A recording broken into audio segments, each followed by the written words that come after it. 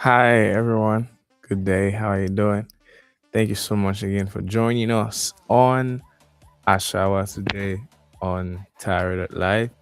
Um, Anywhere you're joining us from, please kindly leave a comment, leave a word. Let me know where you're joining in from. All right. Please, share the stream. Let's have more people, be a part of what is happening here. So there's gonna be an interesting session because it's targeted towards a core part of what the Yoruba culture really, really stands for. My name is Busola, and I've been your host for a while now here, and it's a privilege to do this with you again. So today we're going to be again. Let me just quickly check up on YouTube to be sure that um, all of our responses I can catch it over there and all that. Okay, yeah, so I think we're also good as well too. So please kindly do me a favor if where you're joining us from, leave us a word, leave us a like, a comment. Really, help us to push what we're doing here at Tayari.live for more people to have engagements with this. Thank you so much. So much. Okay.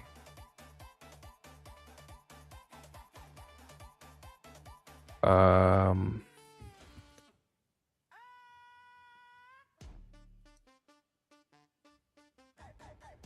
I mean, oh, okay.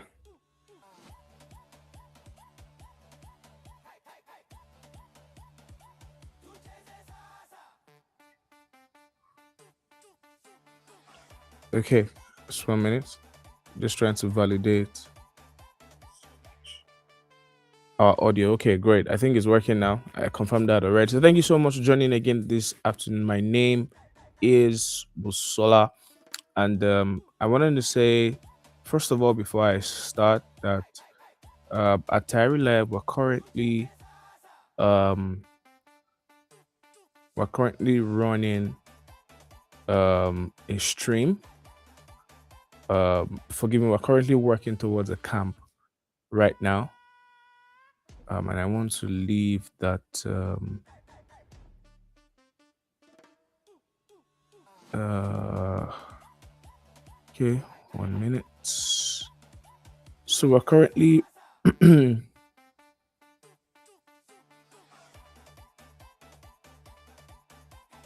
okay, great. Yeah, that's it. So we're currently running a Swahili camp, and more details of that exact experience would be shared with us at some point. But it's going to be an amazing one. We've had one before some years back, and it was really an amazing experience for the children, the family, getting together. So this year's edition will be happening on the 16th of August to the 23rd, to the 20th of August, rather. It's going to be 5 days and 4 nights. So the link to register is what I've put there, but more visual aids and every other thing that should aid our participation will be coming in the closest future, right? So you can register your child right now. Just let us know your intention, and so that we could start, making preparations for you and your family. It's going to be happening at Upani in Diani, right there in Kenya. So please keep it in mind, and make plans to want to be a part of this experience. It's always a life-changing experience, particularly for the kids, getting to learn language in very fun environment. Having to be with diaspora kids in that same environment, it's really more like a camping experience. And I think it's something that every child should, looks forward to, and even parents as well too.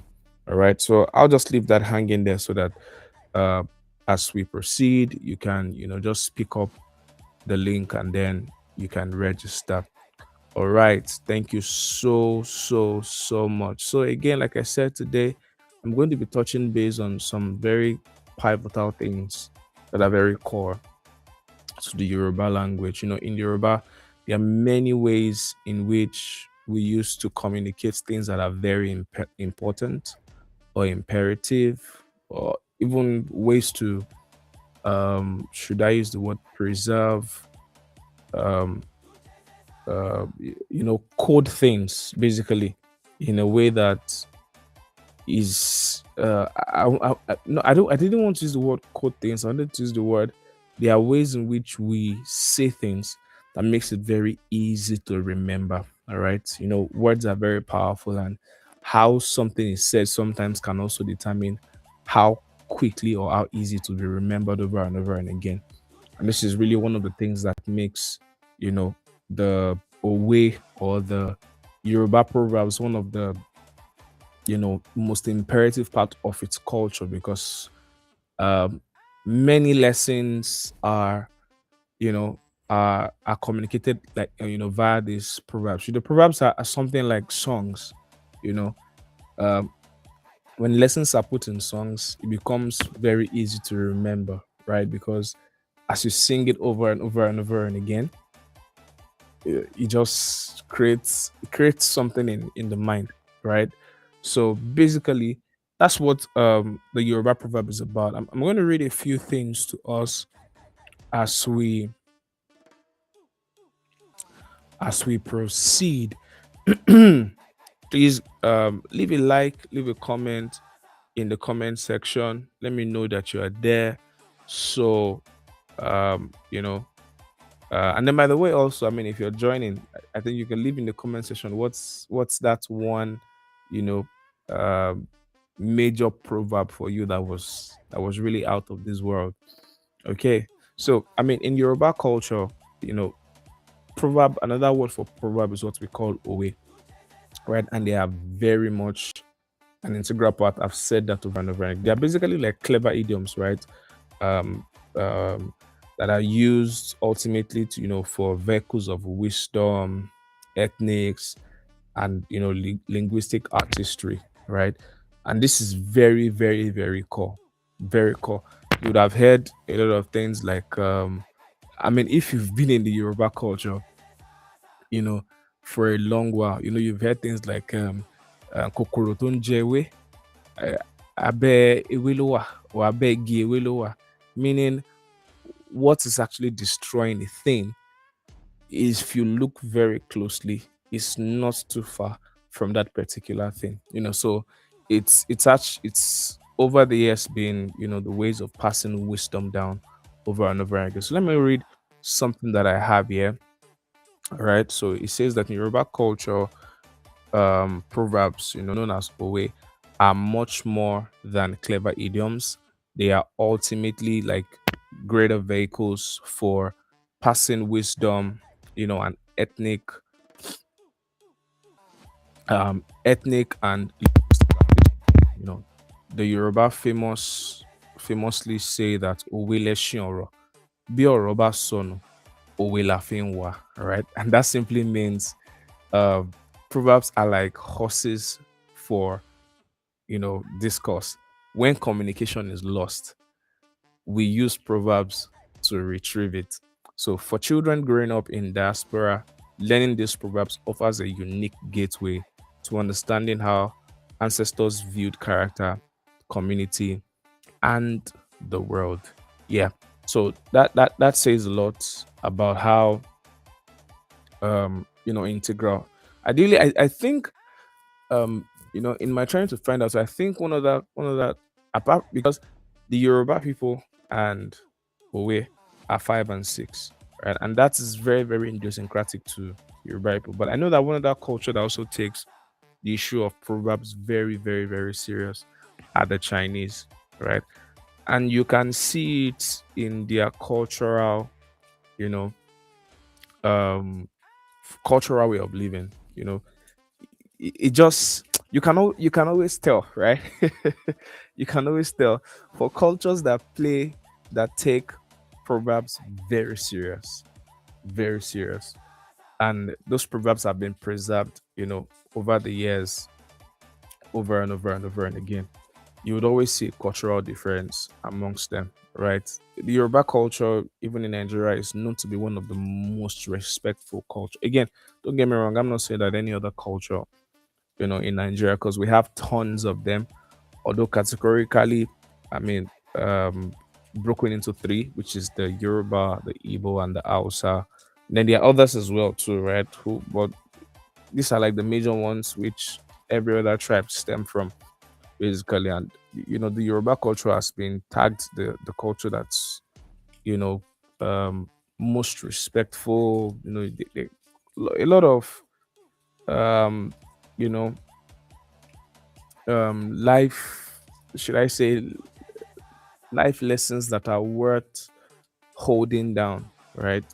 Come from the Yoruba culture, basically. So that being said about that, let me move on because there are a few things I want to read out here, and then I'll just mention what the way is. We'll just talk a little bit about it, how this can be helpful to a young person, when they are growing up. I think um amongst the many ways that wisdom, knowledge, um heritage has been preserved over the years, proverbs have played a huge role, specifically with respect to passing down ideologies, mentality, character, you know how people should live, life wisdom. Yes, life wisdom, proverbs have played a huge role, even spread across culture, right?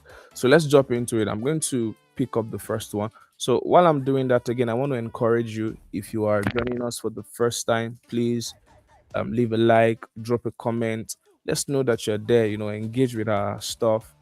You can also share this with any, Yoruba family that would love to be a part of, you know, something like this. So let's get it started. So I said there that Yoruba proverbs function as a cultural blueprint.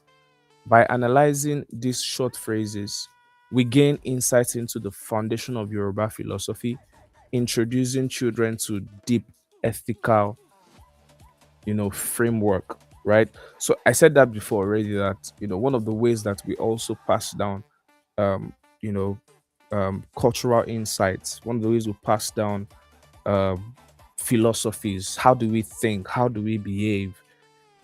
Are the ways, what are our ways like, right? So one of the ways we do that is with proverbs. So the first one that I have here says iwakbele, right? uh iwakbele. So character is placed above all else. Wealth, beauty, and intellect are considered empty without it. proverbs remain um Proverbs remind children that you know, their actions reflect their inner values. Let me go over that again. So I think the first thing that I would really want to um, put together as we're listening right now is to share with us what really does Proverbs reveal, or what really do Proverbs reveal about the Yoruba values or the Yoruba culture, right?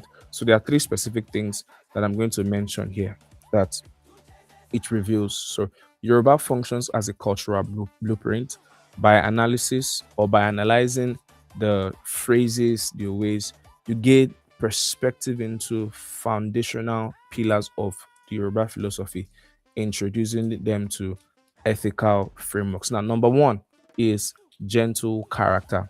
All right, gentle and good character. We call that iwakbele. All right, let me say that again. Iwakbele, gentle character, right? So the Yoruba culture heavily leans on character, right? Yoruba culture believes that having every other thing and character is missing, great character is missing, is of no value, is of no value. This is very core to the Yoruba community, and it's the reason why a core of every single communication, in Yoruba, there are actually even ways, for example, in English, if I want to speak with my grandpa and I want to say my grandpa is going out, I say he is going out. I could use the pronoun to say he is going out.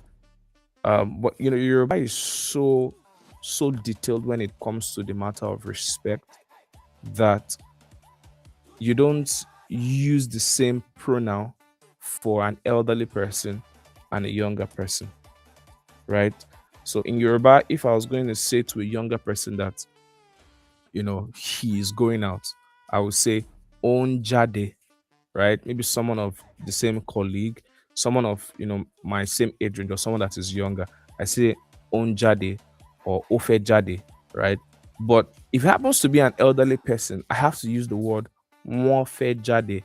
So that word won and o is where the difference is. The won there now talks about, the won there is how I tell the person who is listening to me that the person who I'm referring to is an elderly person, not a younger person and not of the same age with me. And the O there, when I say Ofe Jade, is where I let the person know that, I mean, probably my friend or maybe someone that is younger or something like that.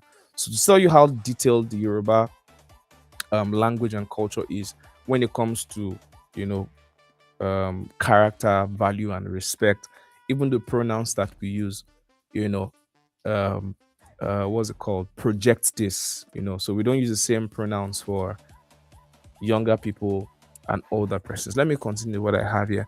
So I said that um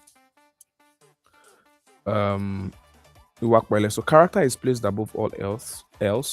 Forgive me. Character is placed above all else. Wealth, beauty, and intellect are considered empty without it. So these proverbs remind children that their actions reflect their inner values. The second one that I have here is community and interconnectedness, right? Ajoshe and Ikopo. Let me say that word again. Ajoshe and Ikopo, right? So Ajoshe means community and Ikopo means interconnectedness. Now, individualism is heavily discouraged. The Yoruba believe that the human fulfillment occurs within a community, teaching the value of collaboration and social responsibility. And that is very true because even for me, I've shared this a ton of times too. And one of the things that really characterize, of course, not now that things have really changed and people are right now looking forward to have their own extreme privacy, don't want to be bothered by anyone and all of that. But something that is really core to the Yoruba culture is community, that community spirit. Community spirit. Even you notice something with, although I think it's with every language, right? But this is very, very, very common with the Yorubas that wherever you go to all over the world, Yorubas are most likely all staying in the same community. A huge portion. See, when the Yoruba community floods a particular portion, they flood it well. And you will know that this is a Yoruba community, right? And that's because it's been core. There's this saying in Yoruba that it takes a community to raise a child, right? It takes a community to raise a child, and really that's where the entire thing came from. That the Yoruba community believes so much in community. Individualism is heavily discouraged. It is considered an act of pride and you know some form of not really wanting to relate with people. uh is heavily discouraged. It's heavily discouraged. It's something that is not called to the Yoruba language at all. So the final thing, which of course you've heard me say this a ton of times here on this stream, is iteriba. Iteriba here means humility and respect, or respect and humility. Respecting elders and the natural order of life is a cornerstone of peace. Humility is taught as a strength that guards against avoidable mistakes. Let me take that one more time. That one of the core values that the proverbs reveal for the Yoruba people is iteriba, which is respect and humility. Respecting elders and the natural order of life is a cornerstone for peace. Humility is taught as a strength that guards against avoidable mistake. The real idea of mentorship, right? mentorship. I'm not going to. I would say mentorship is something that is taken very serious, very, very serious in the Yoruba culture. It is taken extremely serious. It's not. It's not a buy. It's not something that um is considered as, oh, if it happens, fine. If it doesn't happen, it's okay. No, it's a huge part. It's a huge part. It's a huge part. It's a huge part. It's a really huge part. The issue of um the issue of mentorship is a huge part of the Yoruba language. And it's always stated that the easiest way for you to get someone to mentor you, there's a sense in which, before I say what I'm about to say, there's a sense in which it is the observation of the natural order of things that really that really really informs my business. So it's not really because of personal biases or something. No, it's from that investigation of the natural order of things that, you know once something shows up before you, there's a measure of regard you should accord it.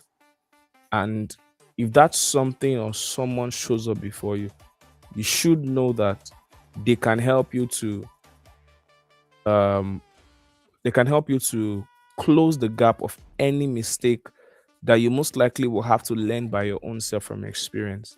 Because that's really what mentorship does for you, right? It closes that gap of having to learn by make mistakes by yourself and then trying to learn by yourself. It closes that gap for you because you have someone who can let you know, oh, at this certain time I did this wrong, I did this right, and all that. So basically, that's a huge core. And the Yoruba culture believes firmly that the cheapest way for mentorship to be communicated to any younger generation is when the younger generation shows respect and humility. If you listen to what I said before, I made it clear that humility is taught as a strength that guards against avoidable mistakes, right? Meaning, if there are things you're looking at in your life not wanting to learn by experience, they often say that experience is the best teacher, but it's not true in all cases. I think I think there are things that we should not experience and we can still learn. I totally agree because I've had mentors of my own and they've helped me to gain perspective on certain things that I'm glad that I did not have to learn it by myself.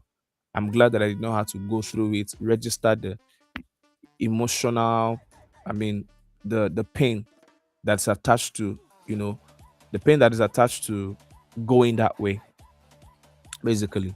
So, yeah.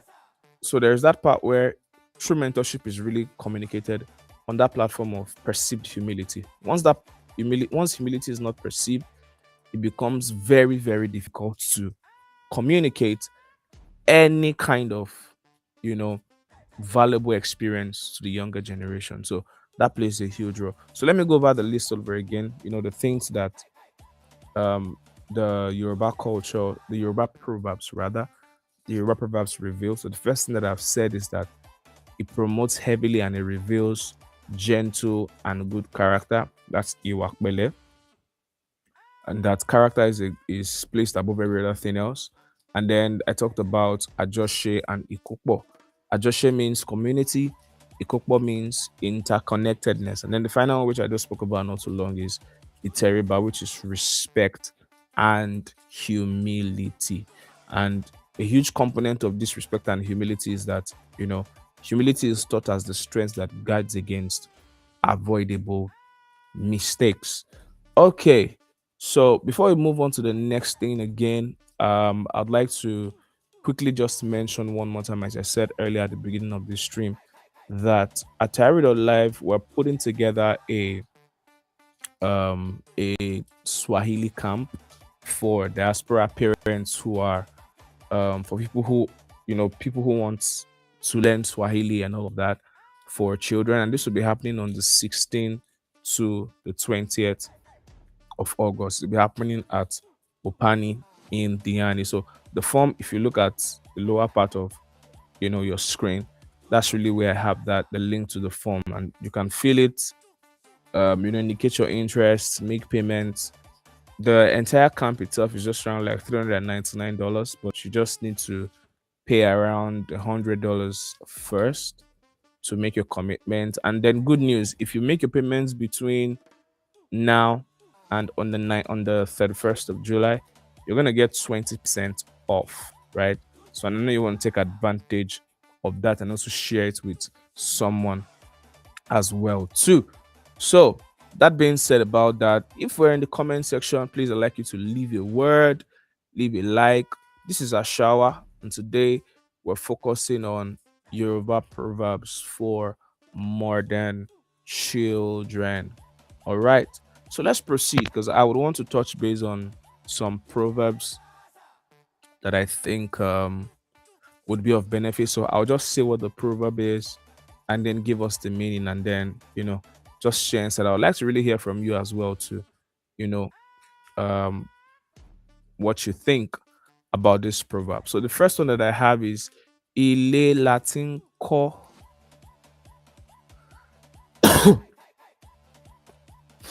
Ile Latin ko eshore dada. Ile Latin ko eshore dada. What that literally means is that good grooming and abandonment. I said abandonment. Please forgive me. I meant adornment. Good grooming and adornment begins at home. Ile Latin ko esorere dode. Right? Ile Latin ko esorere dode means good abandon. Good. Why do I keep saying abandon? Good adornment and good grooming begins at home. All right. Um, so what it basically means is that before representing yourself to the public, your foundational character, manners, and values must be nurtured at home. Teaches self-respect, good behavior, integrity, and all of that. And it is true. The Yoruba culture is big on family and the role that the family plays, right? I understand that things have really changed in recent times and they're being caused to relook and rethink into the way family structure works and all of that. But I mean, it remains true that you've heard that saying before that charity begins at home, right? Yes, exactly. So I wouldn't I wouldn't say it was coined from it. I would not say this proverb was gotten from charity begins at home. But the common denominator there is that uh that's part where how good my character is, the responsibility for that happening would come from home. So I'll take the proverb one more time and then we move further. So the proverb is Ile Latin ko esore dode. I'll take it one more time. Ile Latin ko esore dode. One more time. Ile Latin ko esore dode, which means good grooming, adornment begins at home. All right. So the next one that I have here, very imperative, and this one touches base on the Ajoshe and Ikokbo that I mentioned the other time, which reveals one of the major values of the Yoruba community. So this one says, "Ọwọ́ kan kò lè gbé ẹrù dórí," right? Ọwọ́ kan kò lè gbé ẹrù dórí. And what does that simply mean? It simply means you can't use one hand to lift a very heavy load to the head. That means picking it from the ground to the head, right? And what does that really talk about? It just talks about how you cannot carry heavy burdens and achieve great things on your own, right? I don't know whether somebody, wants to give it a shot. Just try and lift a heavy load from the ground. Just heavy load. I'm not saying something that is within your capacity that you can, easily, what's it called, maneuver, but something very heavy, maybe like a deep freezer, with a lot of stuff inside. That's an overkill. My apologies for that. But yeah, so you get the overall gist. The overall gist is that you cannot. That's basically a way of saying you need community, you need people to achieve stuff, right? If anything has ever been termed great, admirable, likable, it didn't happen by one person's effort. Even if there is one person majorly, maybe is standing as the major face and all of that. But one thing I know is that it did not start with one person. It didn't start with one person. So there's always that need for the community, um, you know, there's always that need for that community spirit. Let me just read, literally what I have as the response. So it says, you cannot carry burdens, heavy burdens, or achieve great things alone. A beautiful lesson in teamwork. There's a beautiful lesson in teamwork, asking for help, and community support. So let me take that all over again. Ọwọ́ kan kò lè gbé ẹrù dórí. What it literally means is a single hand cannot lift a heavy load to the head. And the lesson from that is you cannot carry heavy burdens or achieve great things completely alone. That's a beautiful lesson in teamwork and asking for help and community support. I think someone who is listening to this today, you need to reach out for help. You're trying to prove a point that you can do it on your own, maybe because of some form of neglect or something that has happened in the past, which is definitely normal in life. I think rejection is good. Um, rejection is that opportunity saying that you know it's not ready for us. Rejection doesn't necessarily say we are not good. It just says I'm not ready for you yet, basically. All right. So someone needs to ask for help, reach out to your community, ask. So how it works is um, you know, in your day-to-day conversation, I mean, you can say when you want to let someone know that um the route they are taking, wanting to do everything alone is not right. You tell them, can't feel work on me dori. I can't feel work on me dori. Ask for help. All right, ask for help. I'm still gonna get to that point where you know you also you know add this into your day-to-day communication. So the next one that I have here is surulere, right? The proverb again is surulere. It means patience has its reward, or patience is profitable. That's what it literally means. I'll take it again. Surulere. It literally means patience has its rewards, or patience is profitable. All right. So, in a world of instant gratification, I mean, this definitely lets children know, because you know how children can be very selfish with their emotions. They want it now, instantly, in that moment that they are asking. They don't want to wait for a further time. It has to be now.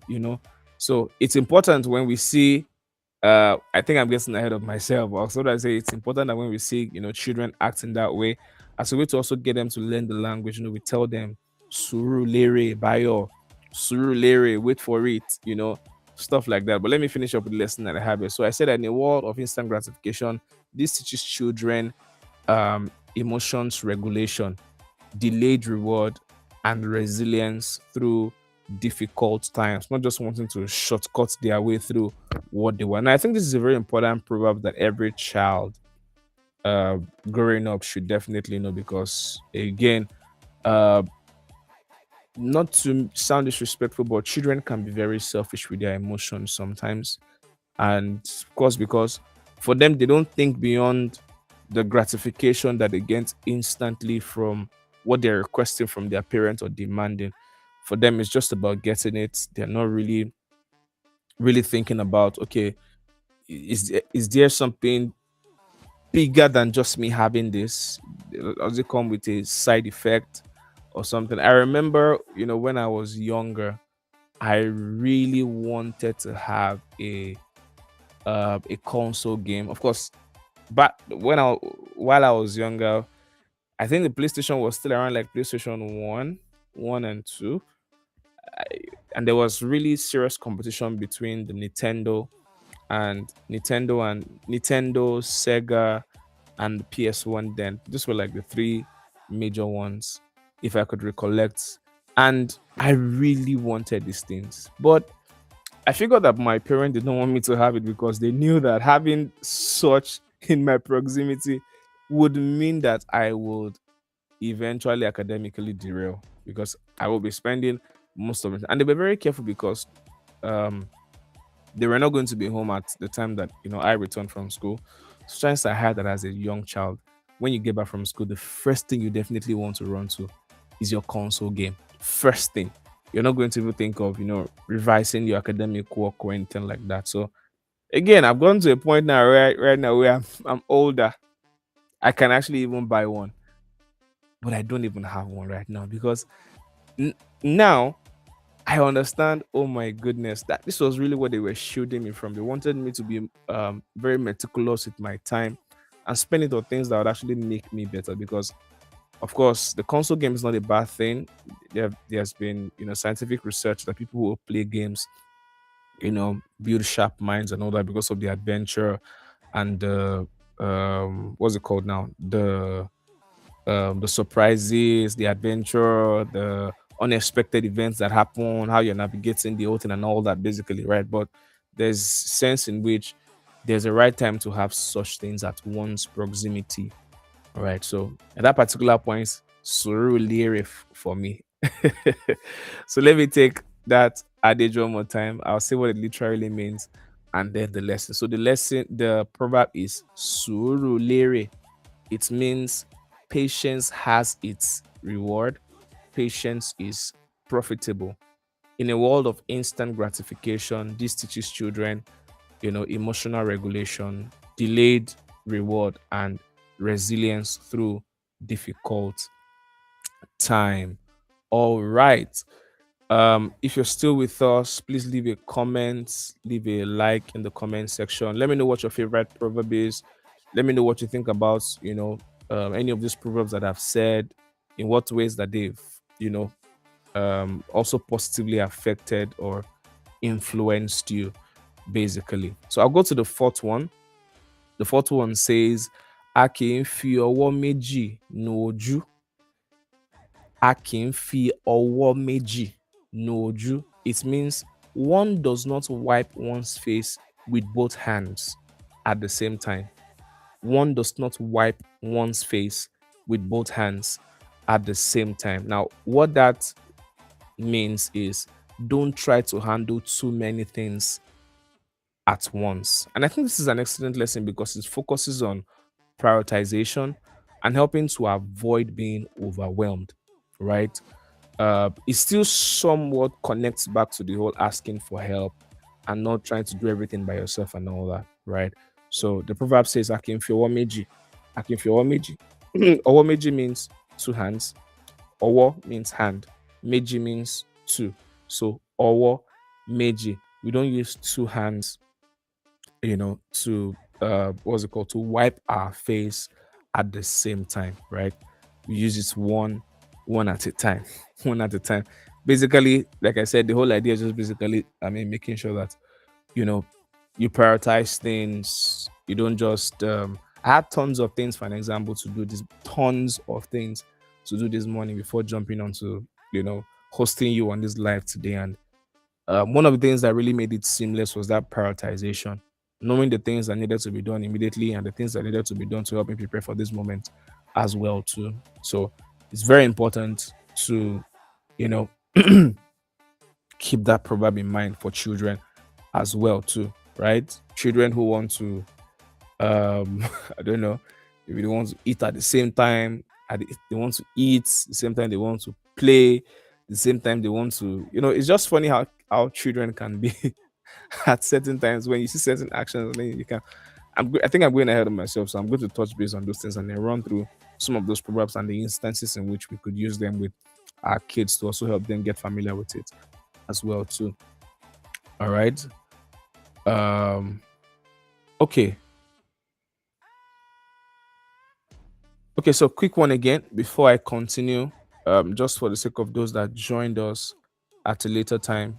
Um, so currently at Tayari.live, we're having a Swahili camp, and that camp will be happening in Opani, Indiana, and it will be from 16th of August to 20th of August. So please, the form to register is what you have down there in that link that you have down there. So register your child. You can register as many child as you want. Share it with families that you feel might need this particular thing. All right. So um like I said, it will be happening from the 16th of August. Excuse me, 16th of August to the 20th. And registration has begun already. So how this will work is there is a bonus that is attached to it if you pay between now and the 31st, right? 31st of this month, which is roughly around like some 16 days or 17 days or 18 days. I think 18 days. Okay, today is 14. So that will be 17 days. Am I correct? 17? Yes, 17 days. Yeah. 17 days from now. So yeah, 17 days, you make your payment, you get 20% off. The camp itself is around like $399, and you get a 20% off if you register full payments between now and on the 31st. And there's also the privilege of doing a down payment of $100 for a start before making your full payments. All right, let's proceed. So the next one that I have here is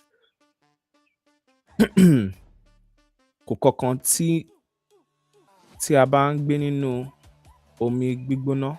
Okay, there are no quick steps to take in hot water.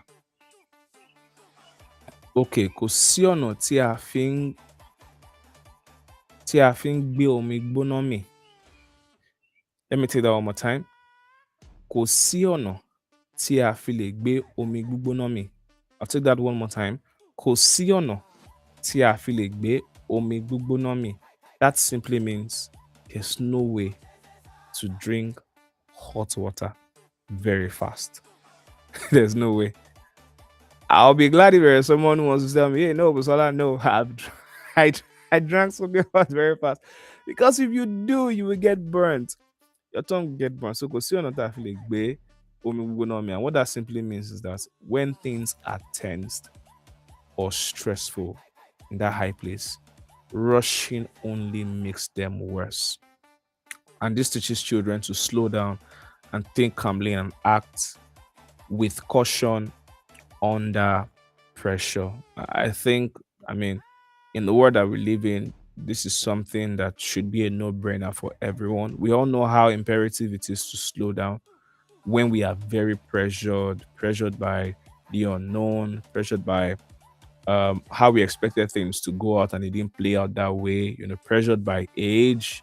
We feel like there are things that we should be doing that we're not doing because there are people who have gone ahead. All those sort of pressures and pressures and pressures. And then the truth is that it has proven to be true that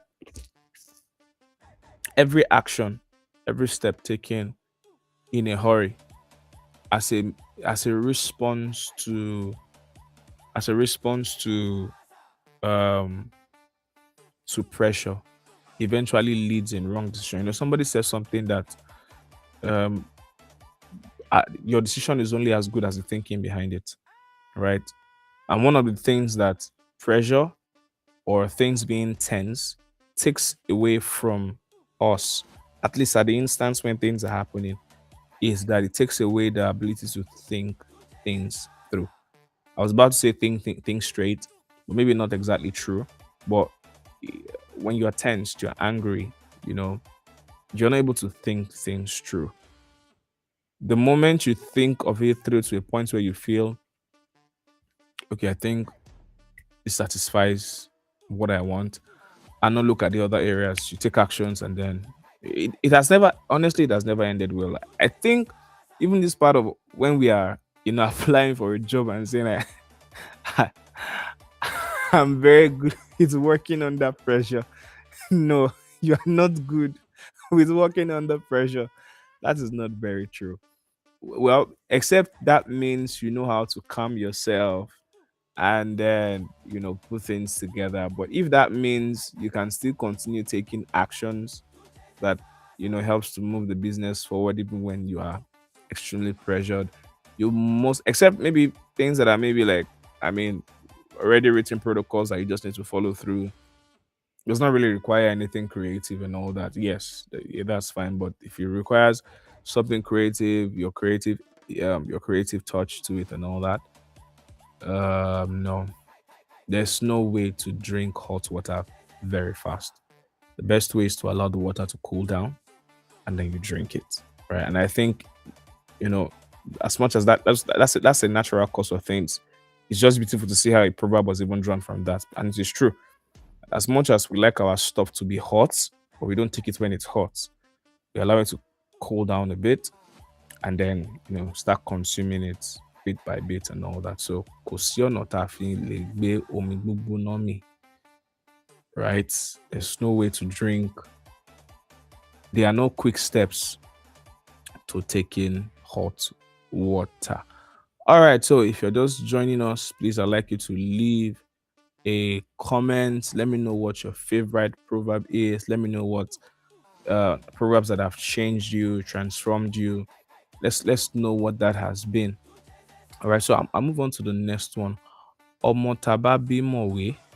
All right, so this says a child who knows how to wash their hands will eat with elders. Omotoba mowewe abagba jẹun.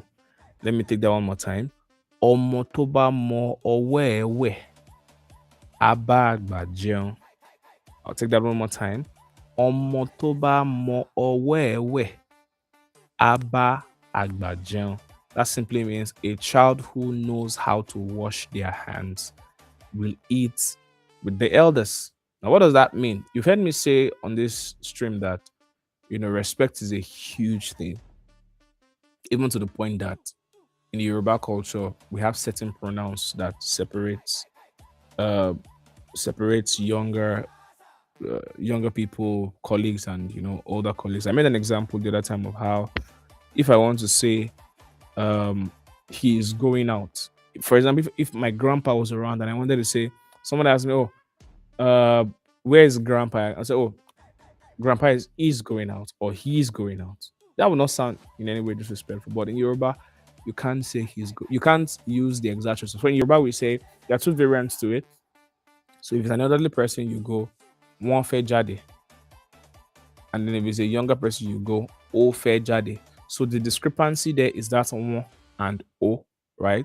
So the one fair jade means it still actually means he wants to step out, but that is your way of saying that's an elderly person that I'm referring to, not someone of my own age.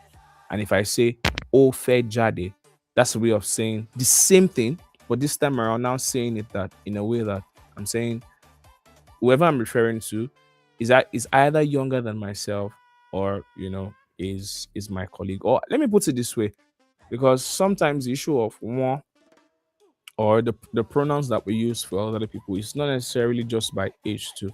It's also for people that we respect. So, for example, there could be someone, maybe even of your age mate, but I mean, this person is maybe steps ahead and they have something great to offer that you can learn from. It's just always good to, not because one is undermining themselves or low self-esteem and all that, but again, just like this proverb said, "Ọmọ tó bá mọ wẹ́wẹ́, ó máa bá àgbà jẹun." Right? Because what that simply means is that if a child develops maturity, respect, and good manners, they will earn a seat at tables of opportunities, right? Let me take that one more time. If a child develops maturity, respect, and good manners, they will earn a seat at table of opportunities. I mean, character is everything, and I don't think there is anybody who resists a person of good character, even when they are not 100% competent, right? So, I mean, think about it. You probably have been in that scenario before where probably, I'm not saying it would have happened, but probably you've been in a scenario where there is the 100% competent person but lacks people skills. can't speak to people well, can't talk to people well, maybe because it's really obvious that they are like the best at what they do. They rub that off on every single person on the team, talk to everybody anyhow. Maybe they're in a managerial role or something. And then there's the person who, and both ways, they could be also very sound at what they do, but not as competent as the other person, but they have good people skills, right? And of course, when you say good people skills, what do we mean? We're talking about consideration, respect, listenability, putting people first. I think that last one actually summarizes every single thing. Putting people first, meaning putting people's emotions first. When I say putting people first, I don't mean like at your own detriment. I mean that considerability component of things. Like you put people first before thinking of yourself.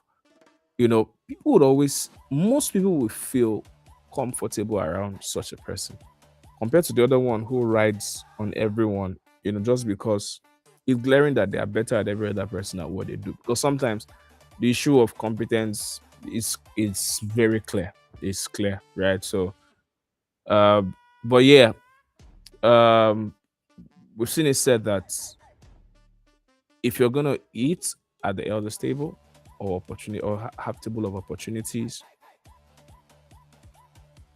it would have been on the platform of good character. Of course, I know because of the kind of world that we live in, not everybody will agree with this because some people will feel, I mean, just do what impresses the person who is at the top. I mean, and then you'll get the opportunity. Unfortunately, it is true. Unfortunately, it is true that even when what you're doing is in the circumference of what is right, what is not right, as long as it pleases the person who is above, chances are high that I mean the opportunity will come to you. Unfortunately, like I said, that is true, but that's not how it should be, right?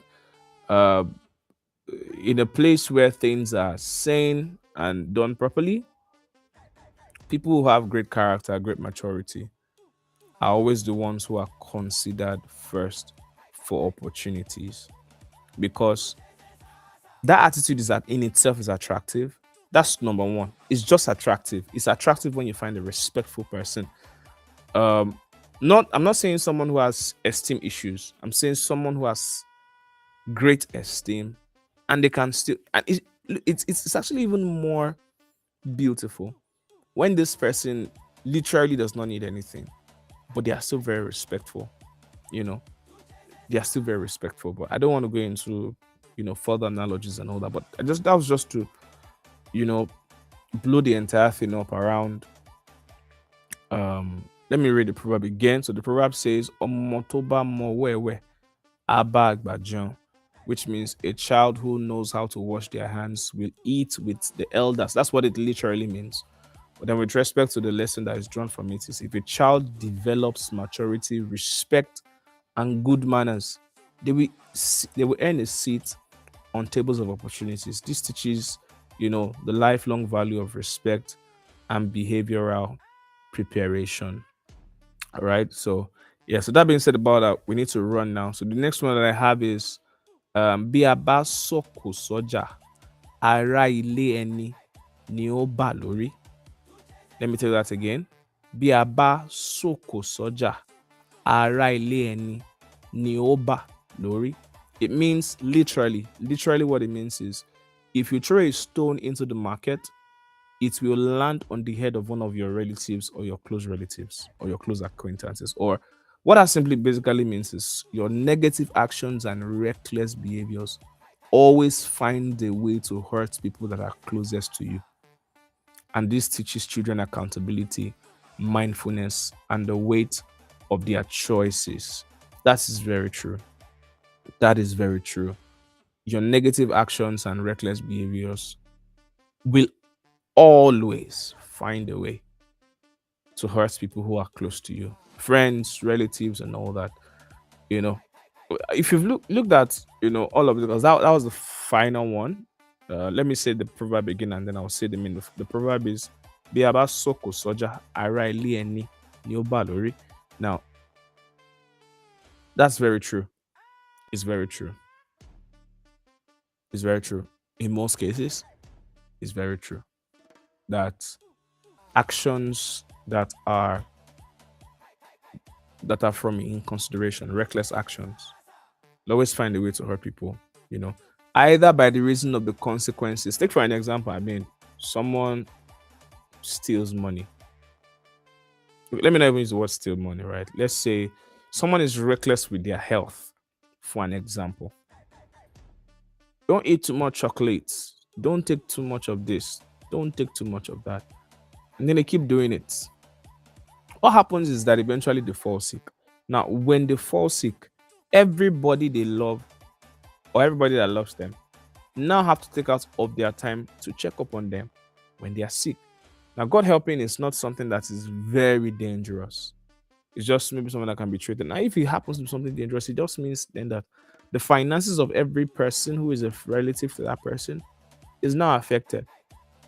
Now, you then need somebody to also now stay with the person at the hospital, in which that person could have been spending that time doing something else instead of being at the hospital with them. And did, of course, the consequences of the entire thing is already glaring, with them, because now they're admitted at the hospital, they can't go anywhere, do anything. The doctor needs them to bed rest before they return. I'm not saying that everybody that has fallen sick, it's been they are the root cause of the entire thing. That's not what I'm saying. I'm just speaking this example, how um particularly actions that we've been warned against. Now, particularly if you look at the examples that I've been using, are examples that really more relate with children, because they want chocolate, they want to take ice cream, they want to take all of these things, everything. They want to take everything at a go, just eat everything, just shove it into their mouth, and eventually they fall into sickness, and that takes a portion of their parents' finances, takes a portion of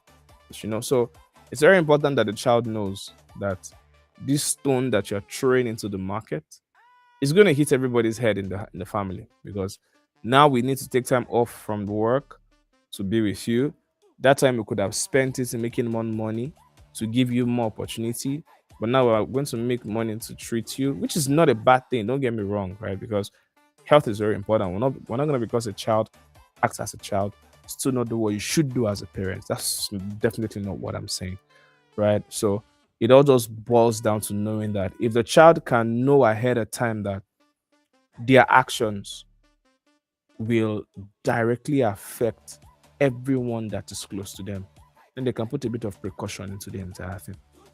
All right. I think every adult knows this right now. Every adult that is not living recklessly knows this.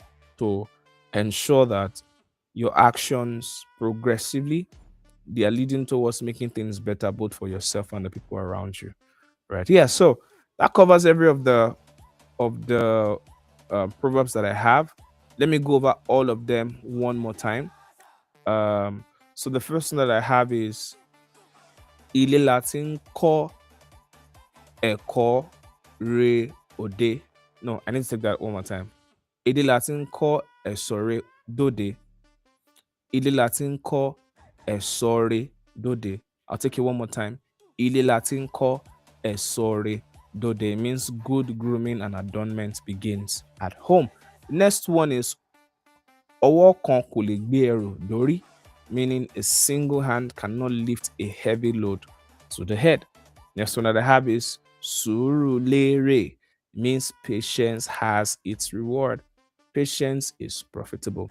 Next one that I have here is a kì í fi ọwọ́ méjì nu ojú. It literally means one does not wipe one's face with both hands at the same time.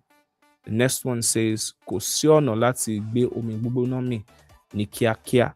It means there are no quick steps to taking hot water. Next one that I have, penultimate, is ọmọ tó bá mọ ọwọ́ wẹ̀ á bá àgbà jẹun, means a child who knows to wash or how to wash their hands will eat with the elders. And the last one is bí a bá sòkò sọ́jà ará ilé ẹni ni ó borí ẹ̀. Yes, it means if we throw a stone in the marketplace, it will land on the head of your own relatives. Okay, so that being said, I would want to touch base on as well. Oh, we're already past 1 hour already. So I would like to touch base on a few things with respect to the practical steps. 1 minute. Practical steps to using this. Of course, you've heard me use some one or two examples in the course of the what's it called now.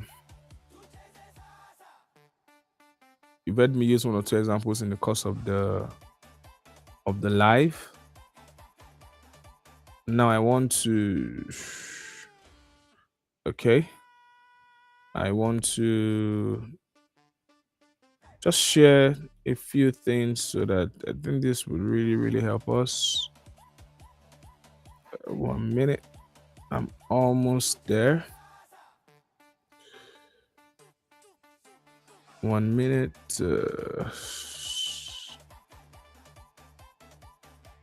1 minute. 1 minute. I'm almost there.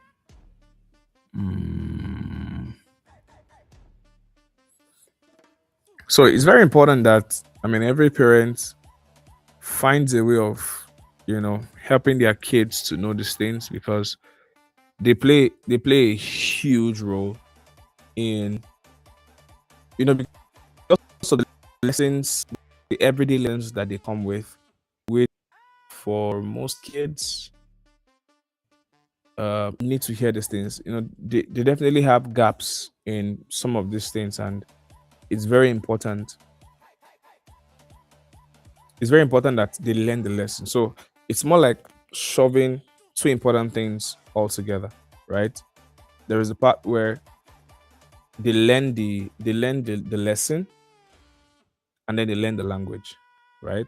They learn the lesson, and then they learn the language. So let's quickly look at 5 ways to bring Yoruba proverbs into your daily living. All right. So passing down our beautiful heritage doesn't require rigid, boring lessons. But here's how you can seamlessly do it, even in cultural wisdom. So number 1 is so you could have, on your fridge, you could have the proverb of the week board, right? So you could write a proverb on your kitchen whiteboard every Sunday and challenge the family to spot real life moments where it applies. For an example, Owo Konkole Gerudori, when cleaning the toys together, or doing anything that really has to do with everybody in the family should actually work together. So you could bring up this proverb and just let them know, you know what, Owo Konkole Gerudori, and then so the catch there is to have one for every week.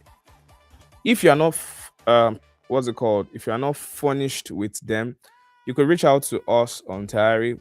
We have some proverbs that we could share with you that could be very, very, very helpful for you. So have a proverb of the week, have that shared on your board, and then just challenge the family once we're doing one or two things. And of course, also use the language. When we had Maven some few weeks ago, he said something about how language that is not used is not useful. All right. So that's that about that. So, and then I'll still be sharing some of these things over and over and again, because it's not supposed to be a one-time thing.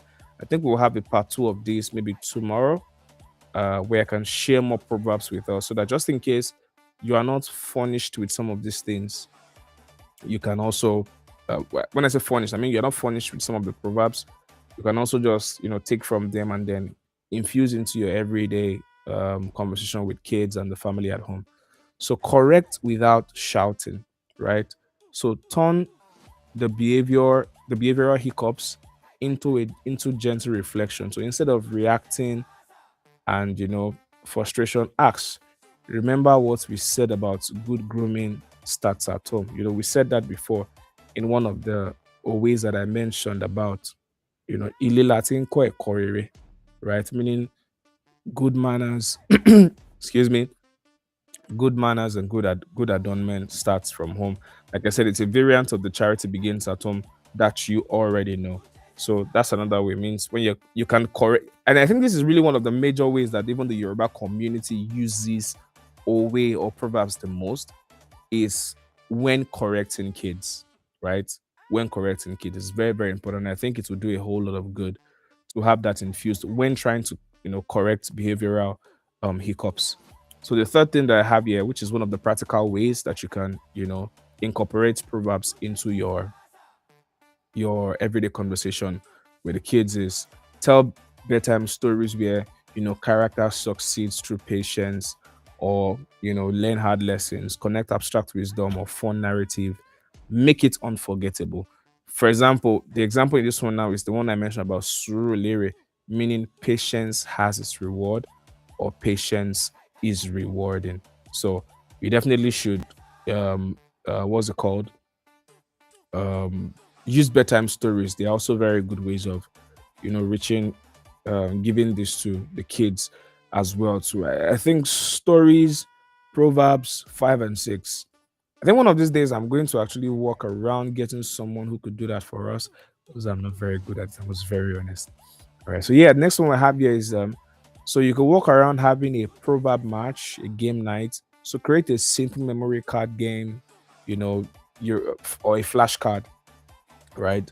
So have Yoruba proverbs on on one set, English meaning on another, making learning competitive and interactive.